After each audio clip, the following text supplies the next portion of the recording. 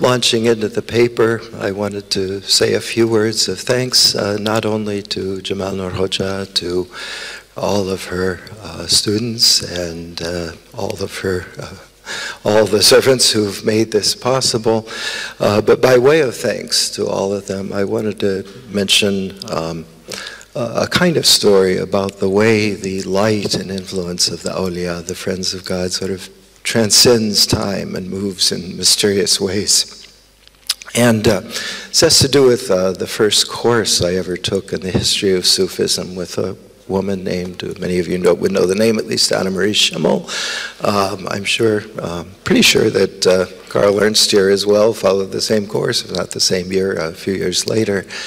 And what was interesting about her way of teaching is that she would sort of close her eyes and recite long lists of names and technical terms and Sufis and all, and then she would open them and tell us stories. And I think at the time, I've talked to other students who've gone on to teach, we kind of thought the stories were just kind of to keep us interested and awake in the classroom. But later on we realized that the stories were the real teaching, and the other things are in this book called Mystical Dimensions of Islam, but the stories are not, of Sufis that she had known and experiences with awliya and pilgrimage and so forth. And really foremost among them, most frequent perhaps, was her mention of time she had spent with Kenan Rifai and with Samia Ayaverdi, who was more of Dr. Schimmel's exact generation and time. So it's a wonderful opportunity and strange workings of Providence to come back here and watch all of these stories, which seemed very far away at the time, come back to life in this setting as we visit his home and grave and see all these photos and members of the family and so forth. So thank you for making that possible. I usually begin papers with a little ayah from the Quran, which summarizes everything that's likely to be found therein. I didn't do that with this paper, but those of you who visited Merkaz Effendi 2 days ago and on Jummah and Friday will remember surely the wonderful recitation of the Quran at his grave of an ayah, that verse that I've seen on walls and heard recited everywhere from Morocco to Indonesia. It's a favorite of Sufis.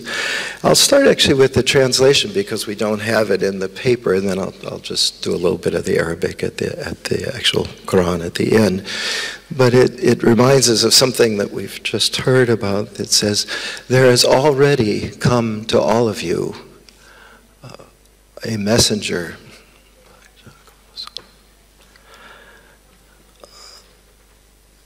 one who needs to be a little, okay, is that better? A messenger from your own souls, from your own selves, deeply concerned with whatever troubles you, passionately devoted to you all, filled with love and compassion for those who have faith. It goes on, but those are the parts, because that messenger who comes to us from ourselves is the subject of the Masnawi and the subject of Kenan Rifai's commentary on the Masnawi. So let me just, Bismillah ar-Rahman ar-Rahim. وَلَقَدْ جَاءَكُمْ رَسُولٌ. I always had this problem with reciting the Quran.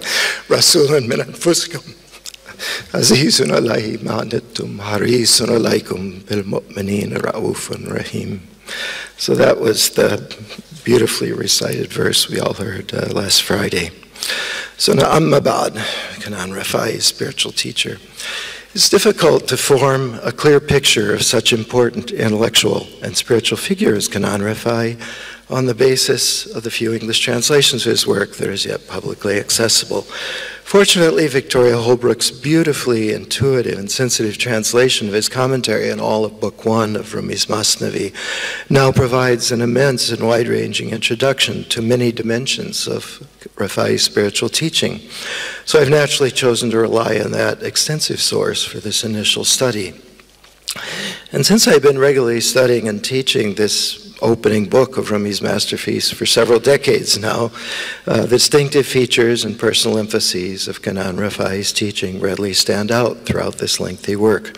I'll skip a paragraph of the paper which contrasts it with other kinds of commentaries. Let's get right to Kenan Rifai.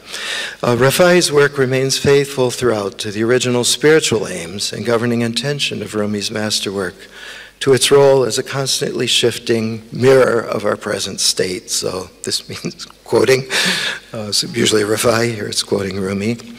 Mevlana's spiritual Masnawi, spiritual epic, is a work whose reading and study is an unavoidably individual task of ever-renewed discovery and recognition of insights, pitfalls, challenges, and learning experiences that it can only be revealed by its constant juxtaposition with the actually unique and highly particular realities and experiences of each reader's or student's life.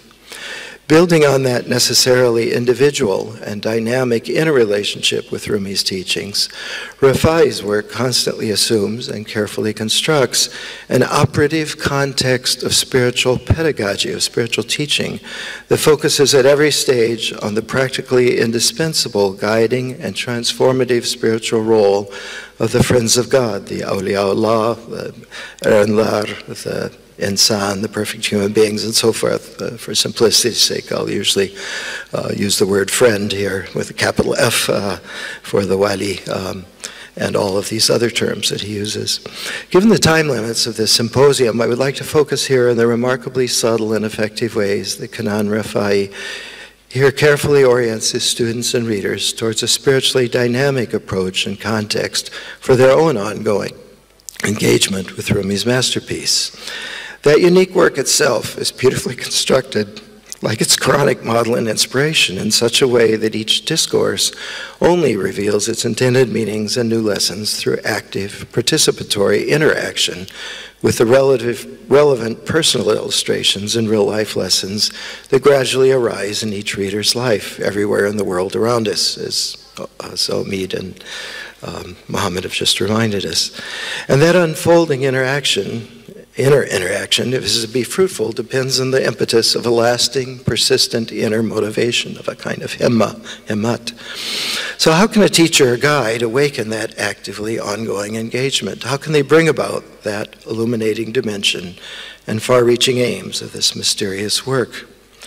Kenan Rifai's response to this basic challenge involves several different emphases at different stages of Book 1, such as his stress in the central sections on the aims and proper practice of spiritual disciplines, of riyazat. But his opening orientation in the first 100 pages of this remarkable English translation, that is in Rumi's prologue and the first 3 longer stories or discourses, relies above all on a careful stage-by-stage introduction of various facets of the underlying relationship of wilaya, of divine closeness or proximity to that inner messenger in each of our souls, that is, of this intimate, ever-present divine friendship, closeness, guidance, testing, and spiritual instruction in all its infinite forms. This relationship, the teachers like Rumi insist, secretly informs each person's life on earth and beyond. For most readers, as we know, are likely to start their journey with only intermittent glimmers of recognition of this all-encompassing reality of divine compassion, caring, guidance, and beauty. Following Rumi's own lead, which throughout the Masnawi usually surfaces in the recurrent form of impassioned direct addresses or allusions to his own autobiographical wali figures of Shams Tabriz and Hussam ad-Din, Kenan Rifai carefully introduces at the start of his lessons some 14 essential aspects of this fundamental human-divine relationship, highlighting that ever-present metaphysical context of wilaya in ways that usually stand out boldly from the broader flow of his simple, ongoing paraphrase of Rumi's stories and teaching. Here we may also note the way that he almost always turns to a few telling lines of poetry from Yunus Emre whenever he wishes to highlight particular facets of this relationship with the wali or friend. So let us follow his own introduction to this relationship of wilaya step by step. I don't know that I can cover all 14 in the limited time available, but I'll do what I can here until the time runs out.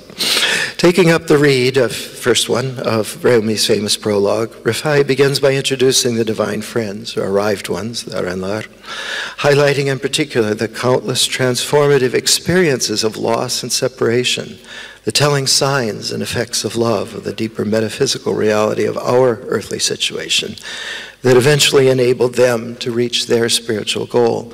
And perhaps I need to say that the important thing is we read books like this and we think this separation, this loss, this distance is something that we are kind of too dense to, we have to experience it ourselves. But what he's saying here is when we look at someone who's a friend, who's a prophet, who's a messenger, who's a famous Sufi, whatever, they've gotten there by passing through these endless experiences of suffering.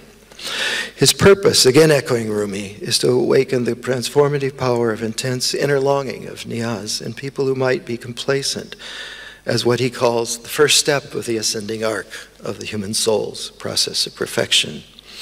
Next, alluding to the transformational influence of Mevlana's own fateful meeting with Shams of Tabriz, Rifai illustrates the illuminating role for each of us of encountering a fully human being, a perfect human in this translation, Insan, as the treasured initial experience of theophany, of tajalli, of divine presence and manifestation, through which a person may first come to recognize his own spiritual substance. This is again, his words.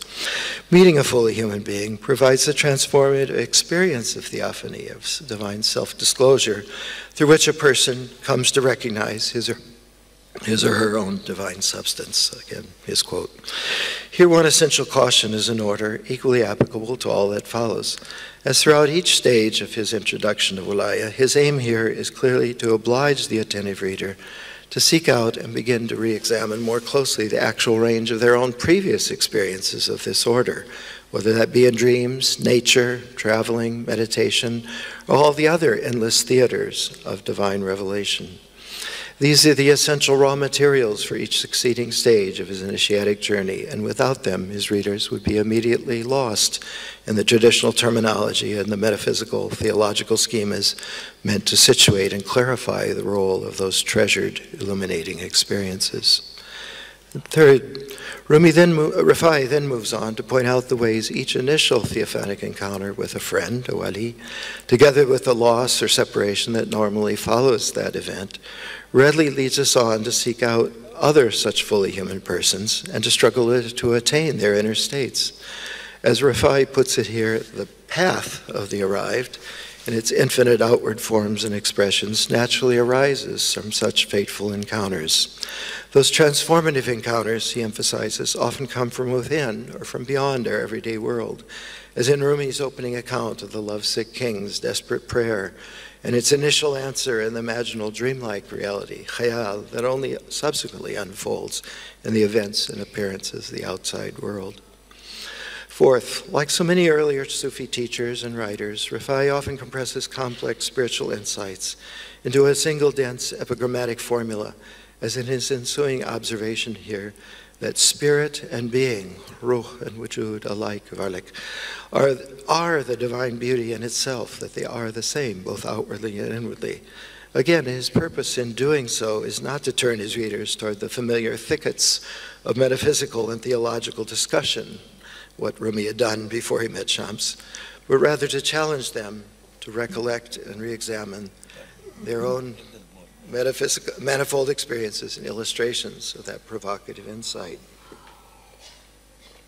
Fifthly, once that far-reaching observation has been assimilated, he notes that passionate, transforming love, ishq, ashq, is the natural response to this divine beauty, especially in the wali, a fully human being, who sees divine wisdom and beauty wherever he looks.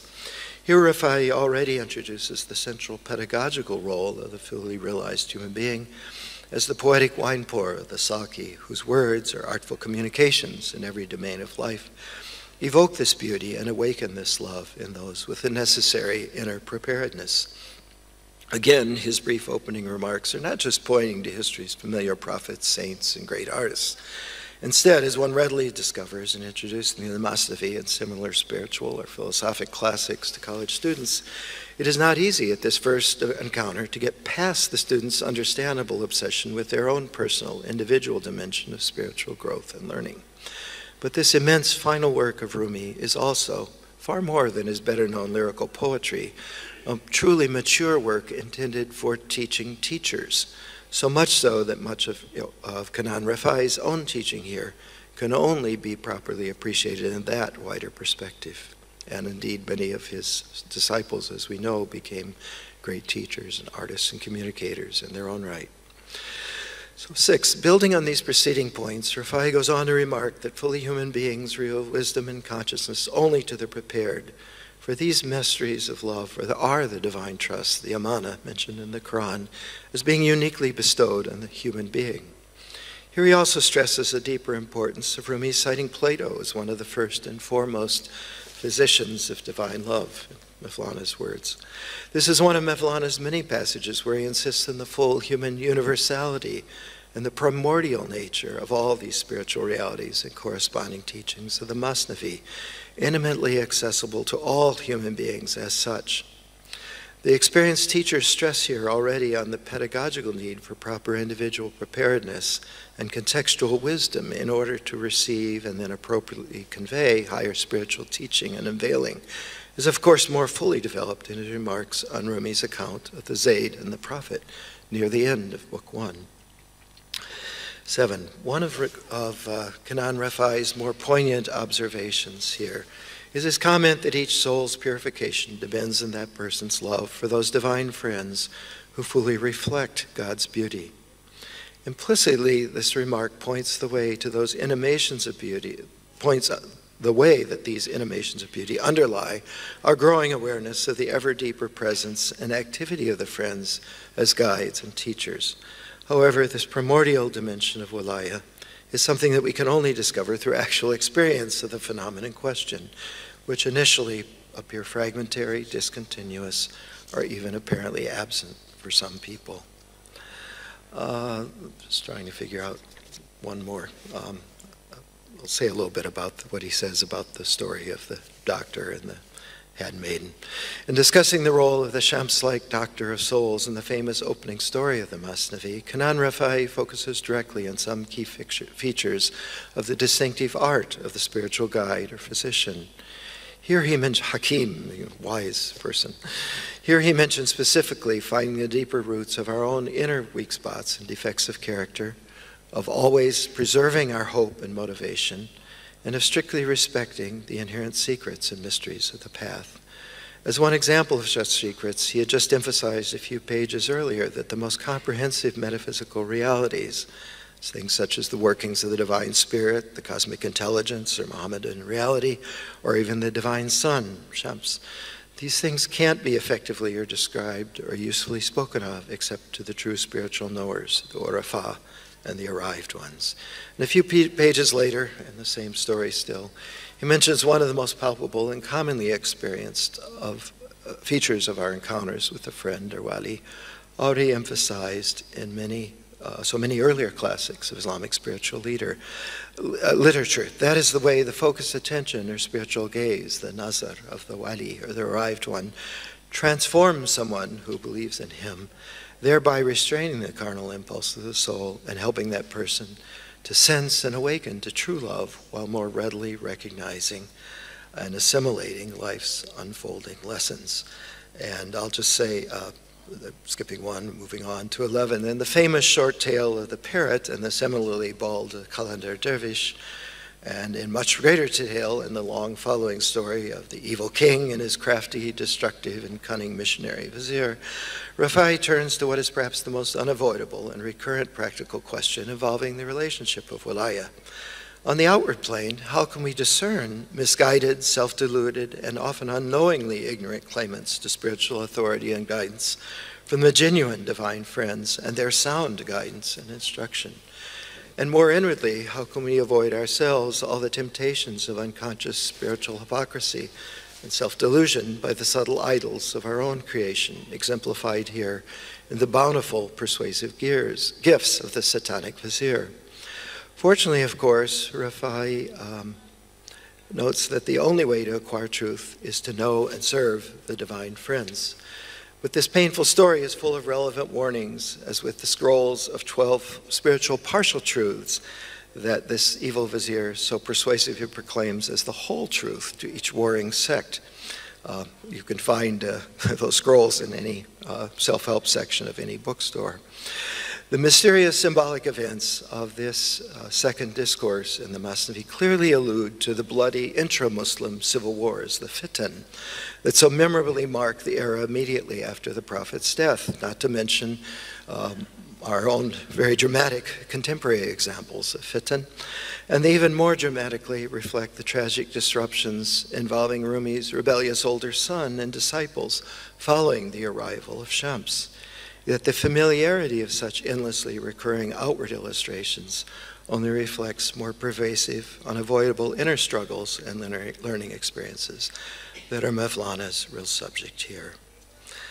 To skip over the remaining lessons in these stories, to come to conclusion. From this point on, after the third discourse, the one about the evil king and the fires, from this point on, beginning with the famous fable of the lion and the brave, wise hare, Rumi's pedagogical focus and Kenan Rifai's corresponding emphasis turns from the initial challenge of spiritual awakening and recognition to the ongoing, more lasting demands of realization and practical enactment. From the paramount task of finding, discerning, and recognizing the constant guiding presence of the wali, of the Rasul, all the hidden providential workings of the friends, he here moves on to the more practical daily individual struggles of overcoming, or better, of integrating all the inner obstacles and distractions that stand in the way of our actively fulfilling the friends' promptings and appropriately responding to their calls. From here on to the end of Book 1, each tale has its own key protagonist, silently persevering and quietly heroic, even in the exemplary concluding story of Ali, who represents the mature presence and inspiration of the divine friends of all those arrived and fully human actors, whose lessons and examples still invite each reader's freely loving and creative response. Following their thread, Rifai suggests in the remainder of these richly insightful lessons in Book 1, already makes clear to the student why, at the very end of Mevlana's immense spiritual epic, and the difficult, long concluding tale of the three brothers at the end of Book 6, it is the paradoxical laziness of patient, unflagging, and ever-attentive devotion of sabr and true ibadah, of ibadah mukhlisa, that eventually wins the prize, bringing to its full intended fruitful fulfillment all of life's